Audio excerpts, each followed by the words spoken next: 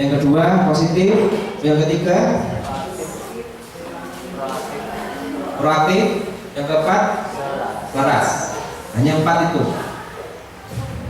Saya beberapa sumber itu Bapak Ibu guru silakan nyari ya. Ini luar biasa bukunya. Silakan nyari. Ini buku luar biasa. Isi full of difficult discipline. Tapi terjemahan ini sudah terjemahan banyak. 7 keterampilan dasar untuk mengubah konflik menjadi kerjasama. Ini penulisnya luar biasa penulisnya ini. Penulisnya ini internasional. Sudah masuk TV dan macam-macam. Bahkan sudah mewakili oleh United Nations segala. Ini saya nggak beli, saya pinjam di perpustakaan kota. Saya nyari di toko buku belum ini. Ini silakan pinjam di perpustakaan Malang. Ada. Kalau nggak nemu di toko buku, nggak nemu online, saya rasa kita berhak untuk kopi. Untuk kopi. Karena nggak ketemu. Kalau ada di toko, sebaiknya beli aja. Karena ilmu itu kalau baca nggak berkah.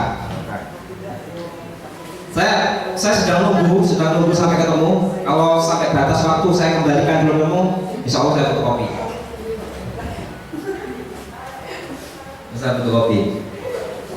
Saya sambil berdoa, saya meminta ampun semoga saya berdoa. Karena ini, karena apa? Gak ada, di buku gak ada, saya nyari gak ada. Terus di perpustakaan itu ternyata kalau buku bagus kembalikan.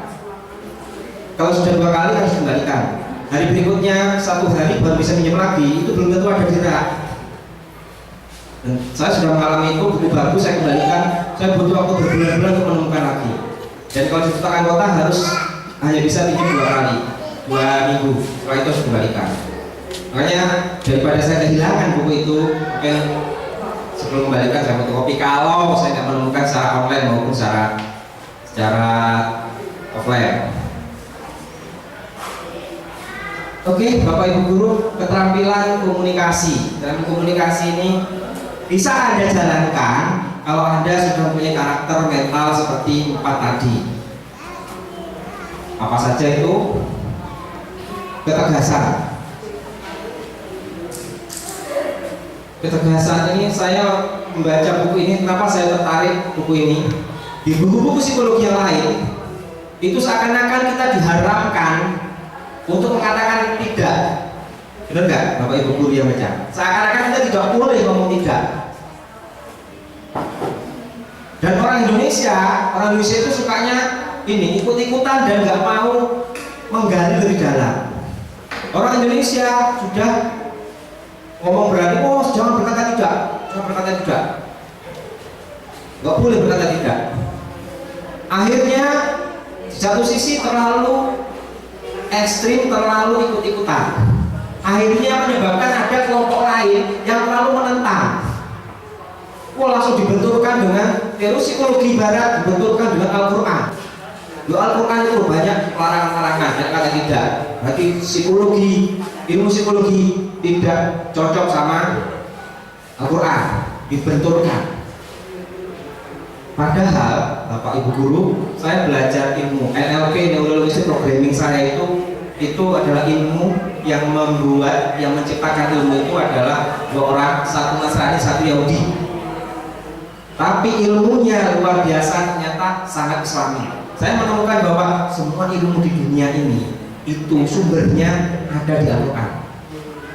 Itu saya temukan. Makanya saya tidak lagi khawatir. Yang saya prihatin waktu saya belajar NLP, teman-teman, itu bukannya ilmu Yahudi. Mereka belajar ilmu Yahudi. Mereka tidak belajar sejarah bahwa semua ilmu orang Barat itu dicuri dari Islam pada saat perang salib. Buku-buku Islam itu dirampas semua, sebagian dibakar, sisanya disimpan mereka. Itu mereka menggunakan itu untuk mengembangkan ilmu yang sekarang ada. Bukannya kita sebagai orang Islam sudah waktunya untuk mencuri balik. Pelajari ilmu mereka, gunakan untuk kebaikan kita. Ketegasan adalah keseimbangan antara sikap agresi dengan sikap pasif. Nih, sikap agresif dengan sikap pasif. Butuh karakter ikhlas, butuh karakter positif. Orang tua atau guru yang anaknya, siswanya rewel, nakal, kalau yang pasif diapain? Dibiarkan. Benar nggak? Kamu nggak nurut ya? Terserah kamu, lulus terserah. Pasif.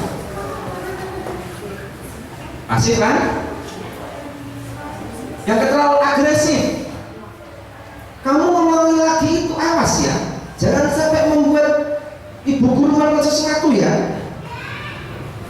Agresif, mengancam,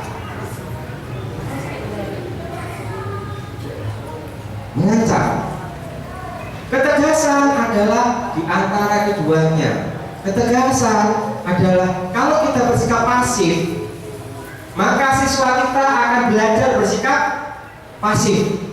Pertama, dia akan belajar bahwa bu guru kalah.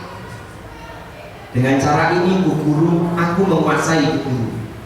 Pada saat itu dia berpikir seperti itu. Tapi di bawah sadarnya, tidak sadarnya, dia belajar untuk jadi orang pasif. Orang pasif itu suka menyalahkan orang lain, reaktif tadi. Dia akan belajar pasif. Agresif akan mengajarkan anak untuk agresif. Bahwa penghapus, sekarang nggak ada penghapus ya. Dulu zaman saya ada penghapus yang hitam, yang muter-muter itu yang kalau pagi harus dipukul di luar.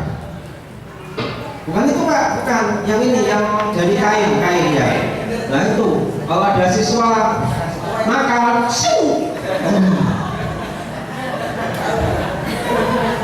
untuk sekarang nggak ada ya Bu ya.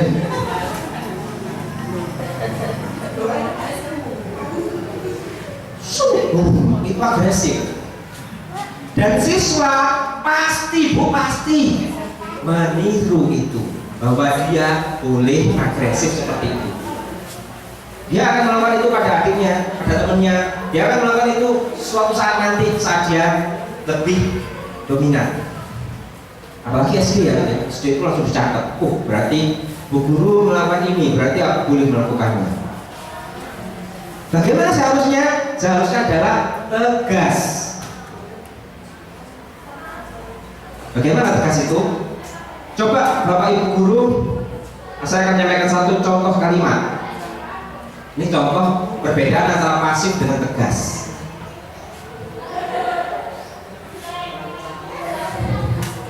Kamu membuat ibu marah dengan caramu. Kamu membuat ibu marah dengan caramu. Itu pasif atau tegas? Kamu membuat ibu marah dengan caramu. Itu pasif atau tegas? Itu pasif. Karena gurunya mengatakan kamu membuat ibu marah. Berarti sang ibu guru menjadi objek. Yang membuat ibu guru marah adalah siswa. Yang benar bagaimana? Kalau kamu tetap melakukan itu, ibu marah. Itu tegas. Itu harus punya mental proaktif. Beda antara ibu marah atau ibu akan marah sama kamu membuat ibu marah. Bisa memahami Bapak Ibu? Bedanya tegas dengan pasif. Sampaikan kata-kata tidak.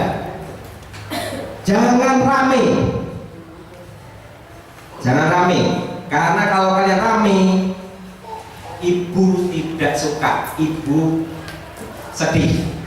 Karena kalau kalian rame, ibu akan marah. Beda dengan kalian rame membuat ibu marah. Beda nggak?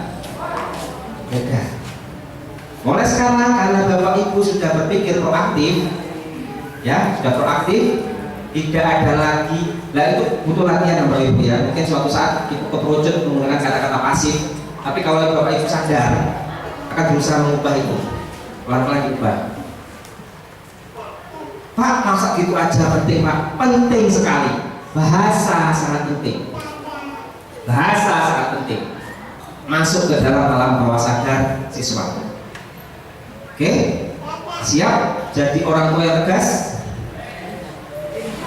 Silakan kata-kata tidak, tapi sampaikan berikutnya apa yang harus dia lakukan. Jangan membuat siswa atau anak bingung. Kalau anak balita ya, anak balita mau pegang pisau atau pegang stone. Kalau orang-orang Indonesia yang kurang belajar itu kan nggak boleh kata-kata tidak, kata-kata positif, kata sebaliknya. Kamu kesini, kamu kesini. Bisa nggak anak balita mau pegang setrum? Kita masih mikir kata-kata apa ya? Kamu kesini, kamu kesini.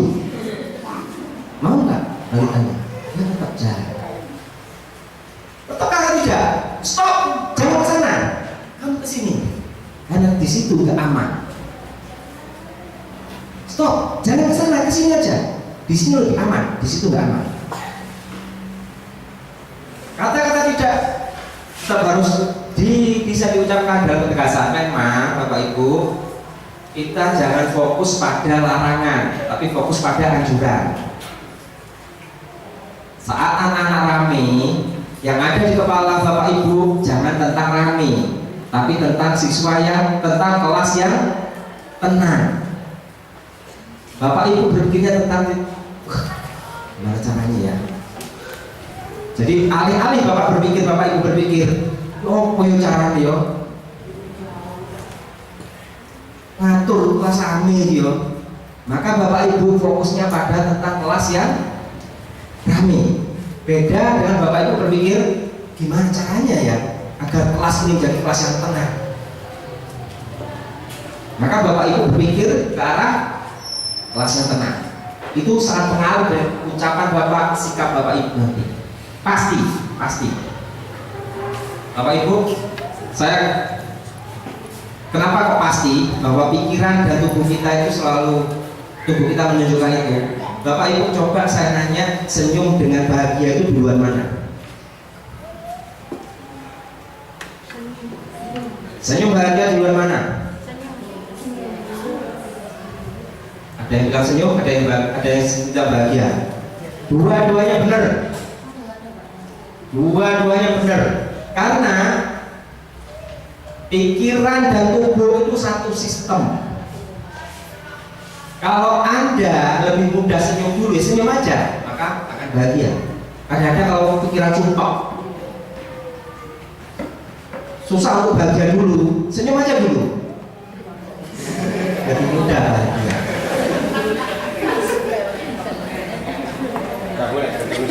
Kalau nggak percaya ya, kalau percaya sekarang gini, bahwa fisiologi itu menentukan, Bapak Ibu coba dongakkan kepala ke atas, ya. Berusaha untuk sedih. Saya sedih sekali. Katakan itu, saya sedih sekali. Bisa nggak? Coba sekarang nunduk. Sekarang katakan saya bahagia sekali. Sulit nggak? Postur tubuh kita menentukan pikiran kita. Karena itu mulai sekarang kalau sedang sedih, dongak aja. Lebih mudah menghilangkan kesedihan. Ini tips ya. Jadi kalau sedang emosi, sedih, di rumah masalah, di sekolah masalah, aduh apa sih apa ini? Jadi orang reaktif kan. Tapi Bapak Ibu sadar, aku harus proaktif. Dongak aja. Hidup ini enggak. Alhamdulillah aku masih hidup. Alhamdulillah aku masih diberi nikmat. Lebih mudah. Kalau nggak percaya, coba lagi di rumah. Ya, ketegasan. Oke, kalau sepakat ya, bahwa ketegasan adalah kita berani berkata tidak pada siswa, berani menolak mereka, tegas. Tapi kita memberikan solusi kepada mereka, tidak hanya melarang. Jangan rame, tidak hanya bilang gitu. Jangan rame, tenanglah. Kalau kalian nanti kalau istirahat silakan rame. Balik SD ya, SD sekarang itu beda loh. Siswa SD sekarang itu lebih kritis. Saya itu pernah masih kelas ini dicurhati sama seorang guru TK. Dia pernah datang suatu pertemuan guru-guru TK, dan di situ ada guru TK yang tua. Guru TK tua di pertemuan itu sangat disegani sama siswa-siswanya, takuti. Dia masih muda, deket sama siswa-siswanya. Siswanya itu gendong, pangku. Dia iri. Dia tanya ke saya, Pak, sebaiknya gimana sih jadi guru itu? Disegani atau disayang? Disegani, semua guru harus disegani. Tapi jangan sampai Bapak Ibu guru ditakuti. Kalau siswa takut pada Bapak Ibu guru, mereka akan pakai otak reptil. Seharian belajar nggak bisa masuk ilmunya. Makanya saran saya, Bapak Ibu guru yang jarang tersenyum, mulai sekarang latihan senyum. Kalau jaga ujian sambil senyum. Bapak Ibu guru bukan jadi sipir penjara. Jadi kalau jaga ujian sambil senyum, melihat jangan nyetek ya. Oh sekarang kan enggak. Siapa nyetek ya? Senyum. Ayo anak, jujur. Makanya sering-sering nonton stand-up komedi, belajar stand-up komedi. Saya setiap malam mendampingi anak saya, soalnya dia kan lebih jadi bapak.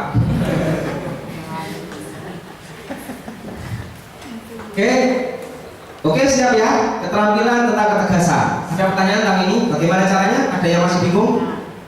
Bisa jadi guru yang tegas, jadi orang tua yang tegas. Ya, tegas ya, bukan agresif. Agresif itu apa itu? Awas dong ya.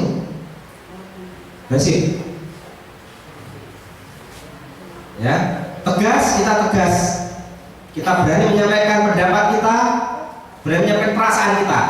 Ibu nggak suka kamu berlaku seperti itu. Pakai kata-kata enggak, tapi boleh. Itu kata tegasan. Ibu nggak suka kamu berbuat seperti itu. Ibu sangat senang kalau kamu melakukan itu. Itu tegas. Oke? Fisiologi tadi sudah saya jelaskan tentang ketegasan, ya. Fisiologi tadi ya. Pada saat Anda tegas, jangan sambil senyum. Guyon ibu ini. Kamu nggak tegas, nggak suka. Nggak usah senyum. Kalau nggak suka loh. Ya, fisiologi harus menunjukkan itu.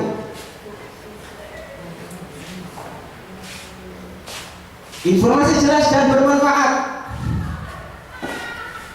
Kebanyakan orang ya, bukan Bapak Ibu guru aja, mendidik anaknya seakan-akan anaknya itu sudah pakar bahasa yang luar biasa. Anaknya berbuat salah, yang dia tanya kepadanya, kamu tahu nggak apa yang kamu lakukan itu? Anaknya berbuat salah, ibunya atau gurunya negurnya, kamu tahu nggak apa akibat dari kelakuanmu itu? Anak atau siswa mikirnya apa? Kelakuan apa? Apalagi masih SD. Apa yang aku lakukan? Padahal karena dia sebelumnya nggak ada yang negur dia merasa bahwa apa yang dia lakukan itu nggak apa-apa. Tapi orang tua menegurnya, kamu tahu nggak apa yang kamu lakukan? Harus tegas, harus jelas dan bermanfaat bagi dia. ketegasan.